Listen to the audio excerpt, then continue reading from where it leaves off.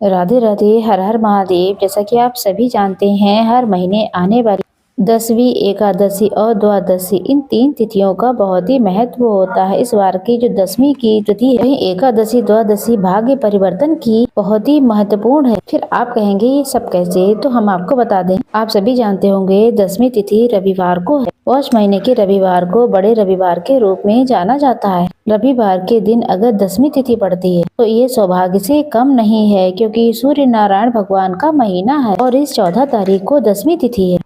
इस दिन एकादशी के दसवीं के नियमों का पालन होगा। इस दिन अमृत सिद्धि योग हो रहा है। 15 दिसंबर 2025 को संक्रांति है। सूर्य भगवान राशि परिवर्तन करेंगे और ये धनु संक्रांति कहलाएगी। और 15 तारीख को सोमवार है। एकादशी का व्रत किया जाएगा, जो कि सर्वश्रेष्ठ है। 16 दिसंबर 2025 को त्रिपुष्कर योग का निर्माण हो रहा है और पक्षवर्धनी एकादशी के रूप में इसे जाना जाएगा। यह एक द्वादशी है, जो कि सर्वश्रेष्ठ द्वादशी के रूप में है। 14, 15 और 16 दिसंबर 2025 को कोई न कोई आपको श्रेष्ठ कार्य जरूर से कर लेना चाहिए, इससे सौभाग्य बदले दुख दरिद्रता का अंत हो जाए। तो ध्यान से सुनिए, ऐसे कौन से वो कार्य हैं जिसे अपने परिवार को आप समृद्ध बना सकते हैं, जीवन में खुशियाँ ला सकते हैं। सबसे पहला उपाय जो कि गुरुजी ने बताया है, अगर आपके जीवन में कोई दिक्कत, शरीर में अगर कोई दिक्कत है, संतान नहीं है, या बच्चे पढ़ाई नहीं करते हैं, मन नहीं लगा रहे हैं, या दिन की शुरुआत दवाई खाकर हो रही है, तो दसवीं, एकादशी और द्वादशी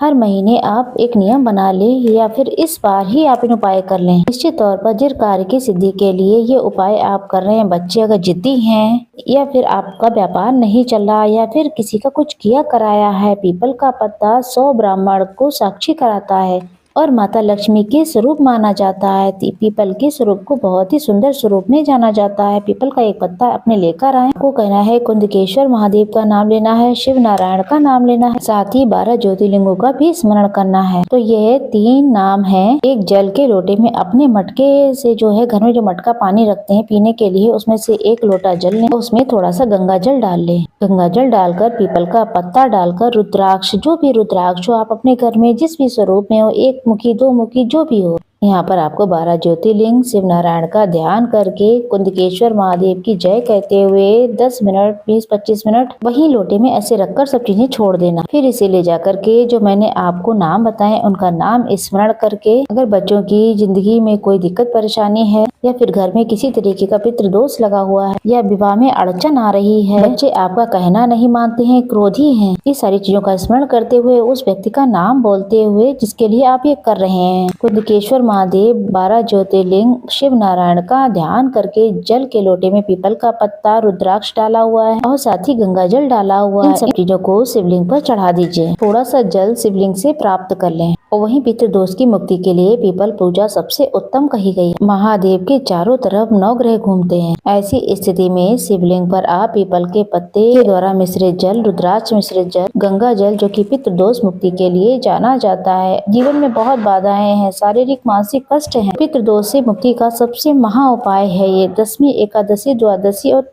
तीनों तिथियों पर आप ये उपाय कर लें। जल चढ़ाएं, थोड़ा सा प्राप्त करें। वो जल जो है उस बच्चे को या फिर कोई बड़ा है उसको इसको ग्रहण करा देना है। ये सभी तरीके की पीड़ा शंका का निदान करता है। ये उपाय अगर आप मंदिर में करते हैं तो बहुत ही ज्यादा फलदायी होता है। अगर घर में करते हैं तो घर में भी कोई दोष नहीं है। भले ही पूजा का फल कम मिले, लेकिन मिलता जरूर है। तो पहला उपाय है जो कि मैंने आपको बताया, बहुत ही सरल विधि से आपको करना है, कुछ भी कठिन नहीं है। रुद्राक्ष पानी में डाल करके उसे थोड़ी देर के लिए रख दें, उसके बाद चम्मच की मदद से उसे बाहर निकाल लें। पीपल के पत्ते को आप हर रोज नया ले सकते, नहीं तो ये पीपल का पत्ता 3 दिन तक लगातार काम में ले सकते हैं। अगर आप घर में करें तो हर समस्या के लिए ये समाधान का कार्य करेगा। 9 ग्रहों की दशा सुदृढ़ होगी, बंधन पीड़ा का निदान हो जाएगा। तो करके देखिएगा, लाभ आपको निश्चित मिलेगा। हम बढ़ते हैं दसवीं, एकादशी और द्वादशी तीनों तिथियों पर किया जाने वाला एक सरल और सर्वश्रेष्ठ उपाय पितृदोष की मुक्ति के लिए। जैसा कि पौष का महीना है, इसे छोटा पितृपक्ष भी कहते हैं। इस महीने में किसी भी शुभ और नए कार्य की शुरुआत नहीं होती। ऐसी स्थिति में पितृदोष की मुक्ति के लिए आप सर्वश्रेष्ठ कार्य कर सकते हैं। जब भी आपको गौ माता को रोटी खिलानी हो, पितरों के देवता सोमक पित्र का नाम लीजिएगा पितरों की देवता आर्यमा का नाम लीजिए। आपको गौ माता को रोटी खिला देनी है। रोटी में आप घी रखें या गुड़ रखें, मीठा कुछ भी रखें, जो भी आपके घर उपलब्ध हो। ऐसा करने से और ये नाम लेने से पितृदोष खत्म हो जाता है। रविवार, सोमवार और मंगलवार तीनों तिथियों पर आप लगातार सूर्य भगवान को जल चढ़ाएं। जल के लोटे में थोड़ा सा लाल फूल, अक्षत,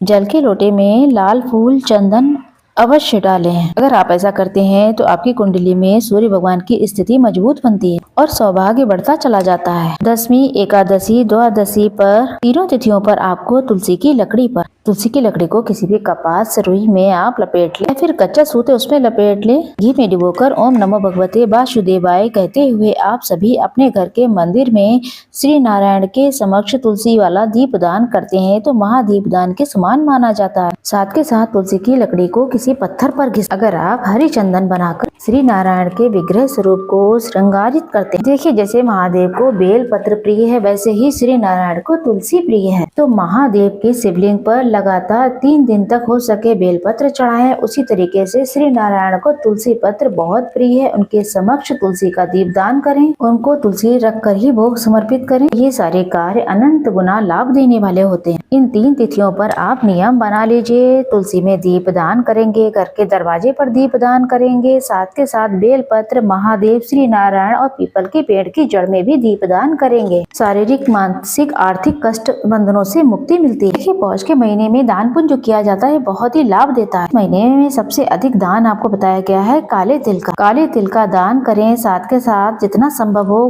काले तिल के साथ साथ गर्म वस्तु का भी दान करें। गौ माता की सेवा जरूर करें, चाहे घर के आसपास ना हो तो गौशाला वगैरह में चले जाएं, हरा चारा खिलाकर आएं। ओम नमो भगवते वासुदेवाय, श्री शिवाय नमस्तुभ्यम, ये 2 महामंत्र हैं। इनका जाप हर तरीके से आप कर सकते हैं। जिस अवस्था में चलते फिरते, उठते बैठते, उस अवस्था में आप इन 3 दिनों में ही ज्यादा से ज्यादा जाप करें। महादेव की पूजा से श्री नारायण प्रसन्न होते हैं, श्री नारायण की पूजा से महादेव प्रसन्न होते हैं। इन 3 दिनों में की गई महादेव और श्री नारायण की भक्ति पूरे महीने का फल आपको मिलता है।